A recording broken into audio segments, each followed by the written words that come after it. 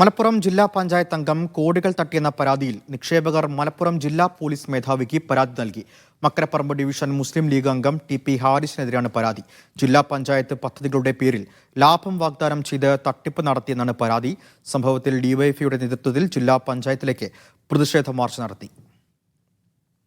ജില്ലാ പഞ്ചായത്തിന്റെ വിവിധ പദ്ധതികളിലേക്ക് സാധന സാമഗ്രികൾ വാങ്ങുന്നത് ഹാരിസിന്റെ നിയന്ത്രണത്തിലുള്ള ഏജൻസി മുഖേനയാണെന്നും ഇതിനായി മുൻകൂട്ടി പണം നൽകുന്നവർക്ക് ലാഭം നൽകാമെന്നും പറഞ്ഞ് പണം തട്ടിയെന്നാണ് പരാതി. ഏതാണ്ട് 25 കോടിയോളം രൂപ തട്ടിയെടുത്തതായി പരാതിക്കാർ ആരോപിച്ചു. ഏകദേശം 200-ൽ പരം ആളുകളിൽ നിന്ന് 25 കോടി രൂപയിൽ പരം പണം തട്ടിയിട്ടുണ്ട്. പാർട്ടി നമ്മള് ഒരു പ്രതീക്ഷ ഉണ്ടായിരുന്നു, ഇത് ശരിയാക്കും എന്നുള്ള പ്രതീക്ഷ ഉണ്ടായിരുന്നു. അപ്പൊ പാർട്ടി നേതൃത്വം പറഞ്ഞു ലീഗലായിട്ട് പോയിക്കോളി, നിയമപരമായിട്ട് പോയിക്കോളി എന്ന് പറഞ്ഞു. ഉച്ചയ്ക്ക് ശേഷം നടന്ന ജില്ലാ പഞ്ചായത്ത് ഭരണസമിതി യോഗത്തിൽ വിഷയം ചർച്ച ചെയ്യണമെന്ന് പ്രതിപക്ഷ നേതാവ് അഡ്വക്കേറ്റ് മോഹൻദാസ് ആവശ്യപ്പെട്ടു.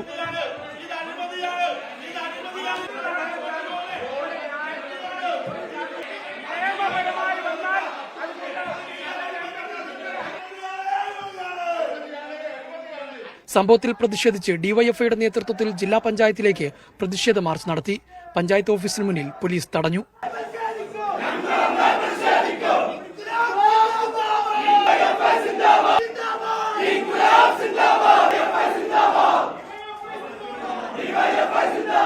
പിന്നീട് പ്രവർത്തകരെ പോലീസ് അറസ്റ്റ് ചെയ്തു നീക്കി.